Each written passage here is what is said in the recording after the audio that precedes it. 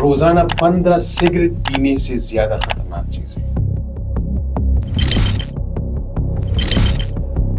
تو جب بندہ معاشرے سے کٹ اپ ہو جائے, ایک سائڈ پہ چلا جائے, تو ظاہر بات ہے اس انفرادیت کی طرف وہ چلا جائے گا. اگر آپ اس کو ریئل میں دیکھیں تو اس کے دلوں میں فاصلے ہیں, وہ لوگوں سے نہیں ملتے, اپنے باپ بیٹے کو بھی جدا کر بالکل دیا ایک دوسرے سے. معاشی دباؤ ہے, وہ مصروف زندگی ہے. انسان ایک سوشل اینیمل ہے, وہ سوسائٹی سے سیکھتا ہے. خاندانی اور سماجی جو رواج ہے اس میں بھی کافی ڈکلائن آیا ہے.